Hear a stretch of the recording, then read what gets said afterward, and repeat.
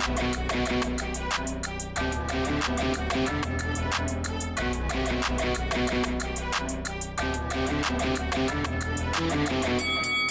guys, welcome to Boxing Squared for boxing news and views from around the internet. Are the WBC looking to make Andy Ruiz Jr. and Luis Ortiz for the WBC mandatory slot? It's a distinct possibility based off the latest WBC rankings. So we're going to get to that. So we'll start with this Ruiz and Ortiz situation because these guys have slowly been climbing up the ranks. And last month you had Alexander Usyk at number 2. He's now dropped out of the top 15 because he's going to have a title shot with Anthony Joshua. Now announced, so he drops out. That shot is through the WBO. As we know, the number 1 challenger here in the WBC top 15 is Deontay Wilder, soon set to face Tyson Fury in October. And I would note quickly, because this is the question that always comes up, people will say, well, where is Dillian Whyte?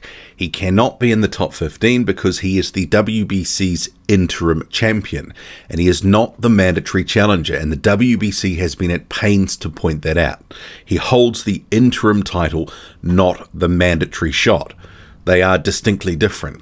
And this is where, the new next mandatory comes in, because Ortiz and Ruiz, number 2 and number 3 respectively.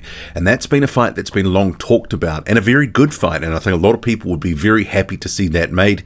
And given Andy Ruiz Jr. had a few struggles in his last fight with Chris Arreola, I think a lot of people would, maybe sort of bring this back to more of a sort of, this is a more even fight than perhaps they would have expected. Obviously, we know Luis Ortiz, a very talented southpaw, but he is, obviously pretty seasoned now, over 40 years old. Was he 42 years old? Just had a recent birthday, and those are Cuban years as well, so he could be significantly older than that, but still a good fight. He is still rated amongst the best heavyweights in the world, and in the same stable. It's a fight long talked about. Ruiz said he'd take that fight after he had a tune-up. Tune-up has been had in Chris Arreola. So I'm expecting at some point later this year, we're going to get that fight.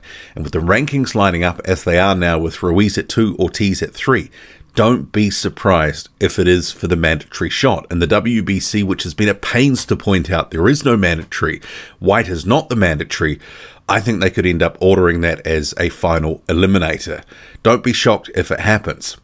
It is a good fight. I like it. And I know some people will be not that happy with it, but because of the whole Dillian Whyte situation, he's been pursuing the title route through the WBC, obviously ended up with an interim title.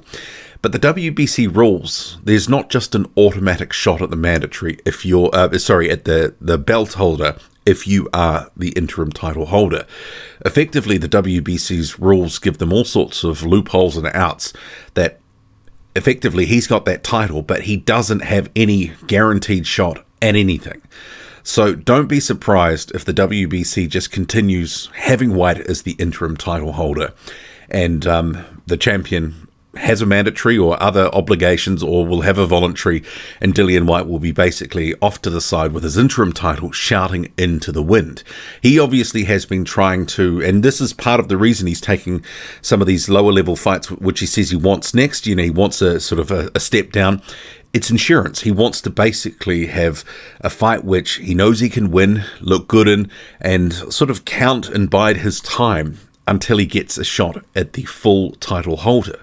But don't be surprised if it doesn't happen. And that's the thing. Whyte's chased down this WBC rabbit hole for years now. Has it really ever panned out? Not so much, and don't expect it to, because this is boxing after all.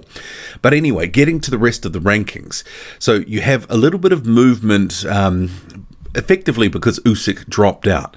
So you have Joe Joyce, Joseph Parker, Michael Hunter all up a spot because of that. And then you have Ajit Kabayel. He actually climbs 4 places, and that was after his win over Kevin Johnson.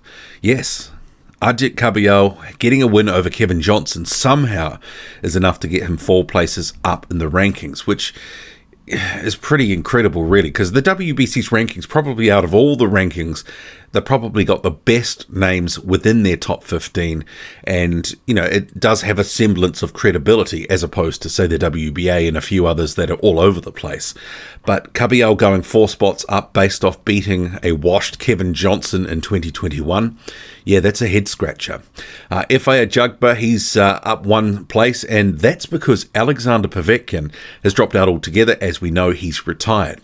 Then you have Tony Yoka up a couple of spots. Frank Sanchez, Charles Martin, and Derek Chisora, they are all up 2 places this month.